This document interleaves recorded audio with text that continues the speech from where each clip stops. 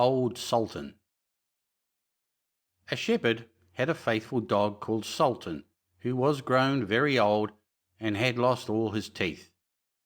And one day, when the shepherd and his wife were standing together before the house, the shepherd said, "I will shoot old Sultan tomorrow morning, for he is of no use now." But his wife said, "Pray let the poor faithful creature live. He has served us well a great many years, and we ought to give him a livelihood for the rest of his days." "But what can we do with him?" said the shepherd. "He has not a tooth in his head, and the thieves don't care for him at all. To be sure, he has served us, but then he did it to earn his livelihood. Tomorrow shall be his last day, depend upon it." Poor Sultan, who was lying close by them, heard all that the shepherd and his wife said to one another, and was very much frightened to think tomorrow would be his last day. So in the evening he went to his good friend the wolf, who lived in the wood, and told him all his sorrows and how his master meant to kill him in the morning. "Make yourself easy," said the wolf. "I will give you some good advice. Your master, you know, goes out every morning very early with his wife into the field, and they take their little child with them and lay it down behind the hedge in the shade while they are at work.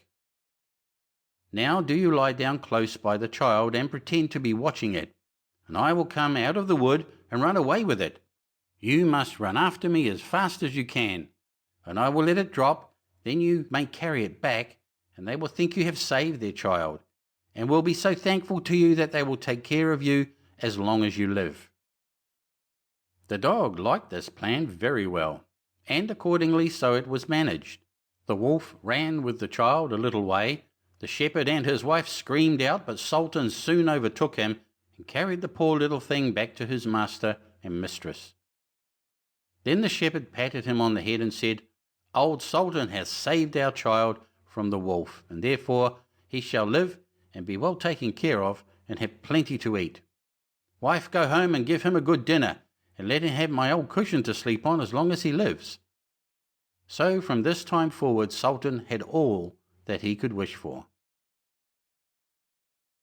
Soon afterwards the wolf came and wished him joy, and said, "Now, my good fellow, you must tell no tales, but turn your head the other way when I want to taste one of the old shepherd's fine fat sheep." "No," said the Sultan, "I will be true to my master."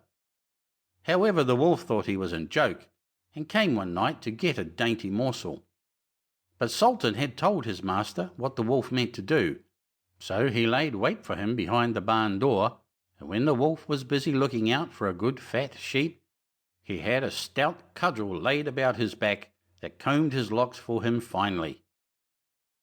Then the wolf was very angry and called Sultan an old rogue, and swore he would have his revenge. So the next morning the wolf sent the boar to challenge Sultan to come into the wood to fight the matter. Now Sultan had nobody he could ask to be his second but the shepherd's old three-legged cat. So he took her with him, and as the poor thing limped along with some trouble, she stuck up her tail straight in the air.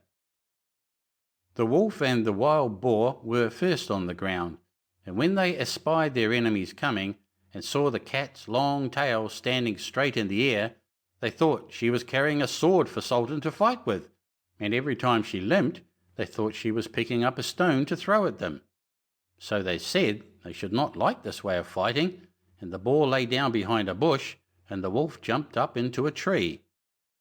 Sultan and the cat soon came up, and looked about and wondered that no one was there.